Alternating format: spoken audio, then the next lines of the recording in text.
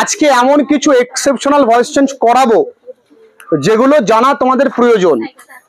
Exceptional voice চেঞ্জই যে কোনো চাকরির পরীক্ষায় দেয়, এক্সেপশনাল ভয়েস চেঞ্জ যে কোনো চাকরির পরীক্ষায় দেয় এবং অনেক সময় তোমাদের স্কুলেও কিন্তু দেবে। সুতরাং যারা চাকরি বাকরির জন্য প্রস্তুতি নেয় তাদের ক্ষেত্রে এটা জানা প্রয়োজন। এবং তোমরা হয়তো জানো আমাদের একটা কোর্স চলে, গ্রামার ডাইজেস্ট কোর্স।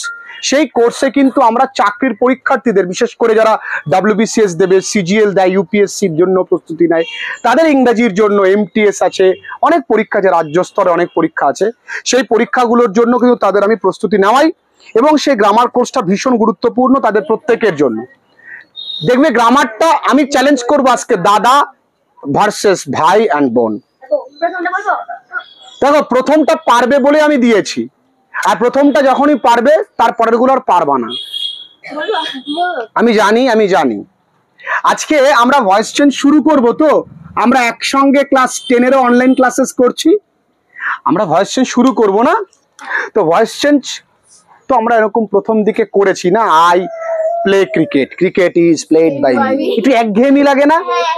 এই জন্য শুরুটাই করলাম এক্সেপশনাল দিয়ে, দেখি না কেমন হয়। I am going to do ইট। কেউ লিখবে না, সবাই মন দিয়ে শুনবে। যদি তুমি তোমাকে 1%ও ভালোবাসো, তোমার আগামী দিন তোমার নিজের ভালো চাও 1%ও, তাহলে পুরো ক্লাসটা তোমাকে দেখতে হবে। 1%ও তুমি তোমার পরিবারকে ভালোবেসে থাকো, ক্লাসটা দেখতে হবে। I am going to do ইট, এই বাক্যটাতে দেখো একটা ইনফিনিটিভ আছে। কি আছে বাঙালি? ইনফিনিটিভ। আচ্ছা, এখানে গল্প আছে। ইনফিনিটিভ মানে আমি কি বলেছি? ইনফিনিটিভ মানে অক্ষয় কুমার, মানে যে ভার্বের কোনো পরিবর্তন হয় না, যে কোনো টেন্সেই প্রত্যেকটা ভার্ব এক। তাহলে অনেক ইনফিনিটিভ আছে 2+V1 দিয়ে, আর অনেক ইনফিনিটিভ আছে 2+V1 নেই, তবুও সেটা ইনফিনিটিভ। কি করে হয়? ধর একটা এক্সাম্পল দিই, যদি বলি আই ক্যান ডু ইট,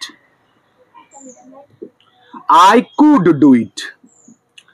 দেখো তো এখানেও তো এই মূল ভার্বের বা প্রিন্সিপাল ভার্বের কোনো পরিবর্তন হয়নি, হয়েছে? ইনফিনিটিভ মানে এমন একটা ভার্ব যে ভার্বের পরিবর্তন হয় না, প্রেজেন্ট টেন্সেও ডু আছে, পাস্ট টেন্সেও ডু আছে, তাই না? তাহলে এই বাক্যে কি 2+V1 আছে? নেই। তাহলে আমার মোদ্দা কথা এটা বোঝাতে চাইছি, ইনফিনিটিভে অনেক সময় 2 নাও থাকতে পারে। তাহলে যে ইনফিনিটিভে 2 থাকবে না সেই ইনফিনিটিভ গুলোকে বলা হয় বেয়ার ইনফিনিটিভ। কি বলে? ও বন্ধু তুমি শুনতে কি পাও? আমি বললাম বেয়ার ইনফিনিটিভ। বেয়ার মানে কি? খালি। আমি কি পায়ে আছি? খালি পায়ে। I am bare footed. কি? I am bare footed. আর ওয়ার্ড নোটস এর উপরেও কাজ করছে তো। বেয়ার ফুট মানে কি? খালি পা। যদি তোমার পকেটে কোনো পয়সা না থাকে তুমি কি বলবে? I am broke. কি বলবে? I am broke. দেখবা বিদেশিরা খুব বলে, কোনো বন্ধুকে বললো, হেই ফিরর could you please give me something? Sorry my friend, I'm broke. I'm broke মানে কি? আমার পয়সা নেই। তুই আমার বন্ধু ভেঙে গেছে কেন? বন্ধু ভেঙে গেছিস? I'm broke। যাই হোক, আদা প্রসঙ্গ। তাহলে তোমরা দুটো জিনিস মাথায় ঢুকিয়ে নিলে সবাইকেই বুঝতে হবে। এক নাম্বার কি? ইনফিনিটিভ 2+V1 ও থাকে অনেক সময়, আর ইনফিনিটিভে 2 উজ্জ থাকে। ইনফিনিটিভ মানে হচ্ছে এমন একটা ভার্ব যার টেন্স বদলালেও ভার্বটার পরিবর্তন হবে না। আমরা এখানে একটা ইনফিনিটিভ পেয়েছি যার মধ্যে 2+V1 আছে।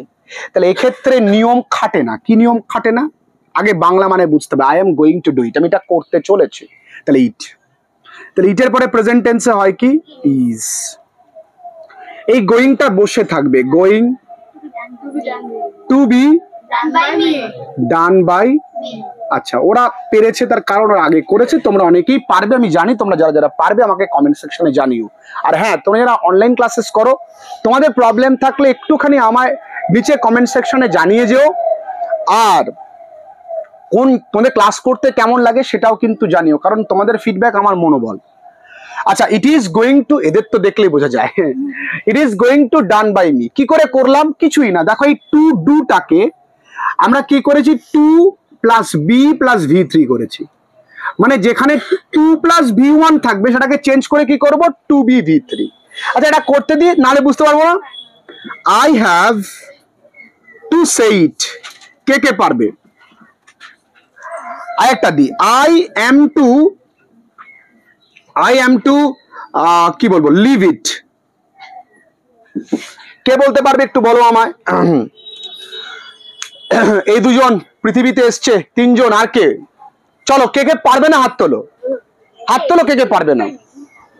দেখো আমার সঙ্গে চ্যালেঞ্জ নাও, কি করেছি?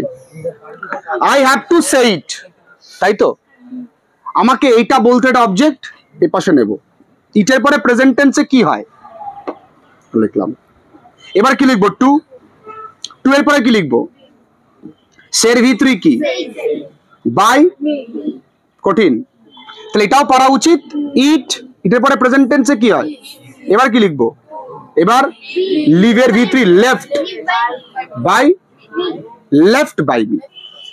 কঠিন? যারা অনলাইন ক্লাসেস করছে তাদেরকে ভার্বের ফরমেশন রেগুলার ইরেগুলার সব দিয়ে আমি একটা পিডিএফ সেন্ড করব, বা তোমাদেরকেও দেব, তোমরা লিখে নেবে খাতায়, জেরক্স করে রাখবে না। ক্লিয়ার? পারলাম তাহলে প্রথমটা বুঝতে। 2 নম্বরে আসি, I saw him do it, এটা কি করে করব? তোমরা ভাবতে পারো হি ওয়াজ পাস্ট টেন্সে আছে, সিন বাই মি পড়ে আছে কে? ডু ইট, লিখে দাও, হয়ে গেল, শেষ। এত কঠিন কেন? কঠিন তো নেই, আলটিমেট সহজ ছিল। আমাদের মাথায় কি ঢুকে গেছে? এটা নিশ্চয়ই এটার মধ্যে কিছু একটা আছে। দেখো এখানে ব্যাপার আছে, ব্যাপার না থাকলে আমি দিই। এখানে দেখো দুটো ভার্ব আছে, দুটো। আগের ভার্বে দেখো টু ছিল, এ নানায় টু নেই। তো আমি কি করব? আমাকে জানতে হবে কিছু কিছু ভার্ব, যেমন আছে মেক, যেমন আছে সি, যেমন আছে ফিল, যেমন আছে ওয়াচ। এই ভার্বের পরে অ্যাক্টিভে টু বসে না, এই ভার্বগুলোতে অ্যাক্টিভে টু বসে না। প্যাসিভ করতে গেলে টু তোমাকে বসাতে হবে। তাহলে কি হবে? He was seen by me to do it. Clear? তাহলে গল্প কোথায়? তাহলে নিচেরটা পারি কি? হার ফাদার মেড, তাহলে মেক ভার্ব এখানে বসবে না, এবং দুটো ভার্ব আমি দেখতে পাচ্ছি। তাহলে হারটা এই পাশে আসলে হবে কি? আচ্ছা, আস্তে আস্তে, কোনো তাড়া নেই। মেড কি হবে? Was made by her father, লিখলাম টু সিং এ সং। কঠিন? তাই নতুন কিছু শিখলে তো, শিখলে না, ভালো লাগছে তো। এবার আমার কিছু ভাই আছে, তোমরা পেছন দিকে তোমাদের মাথার ওপর দিয়ে যাবে।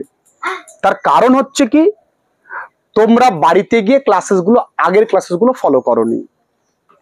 গ্রামার পারি না বলা এটা একটা অজুহাত, গ্রামার পারাটা একটা স্কিল। তুমি পারো না এটা কতদিন তুমি বলবে? তুমি 10 পর্যন্ত বলবে, 9 পর্যন্ত, 12 পর্যন্ত বলবে, তারপরে তুমি কাকে বলবে? তারপরে তোমাকে শিখতে হবেই, তাই না? তাই এখনো সময় আছে, একটু মন দিয়ে শুনে নাও আমি কি বলছি। এমন তুমি ধরো না এইটুকুনি আছে সেন্টেন্সটা, এটা নেই, তাহলে কি করেছে? আমি এইটাকে হি ওয়াজ আছে বলে, এই স আছে বলে ওয়াজ হলো, পাস্ট টেন্সেস ভার্বের থার্ড ফর্ম করলাম, এটাকে বাই মি করলাম, জাস্ট এই ডু ইটের আগে একটা টু লিখলাম, আর তো কিছু করিনি। আর মাথায় রাখবো যে আচ্ছা মেক, ফিল, তোমার ওয়াচ, আর কি আছে? সি। সি এইগুলোর পরে না কি বলেছে? তোমার টু বসে না, অ্যাক্টিভে, প্যাসিভে বসে, তাই জন্য প্যাসিভে টু বসাচ্ছি। কঠিন? আরেকটা দেব করতে, তাহলে আরো সহজ হবে। চলো, আচ্ছা, he saw me to help him, to help her. বলো তো কে পারবে করতে? এই সরি, টু দেওয়া যাবে না, মি হেল্প হার। কে বলতে পারবে? তৃষা বলো, প্রথমে আমি কি লিখবো?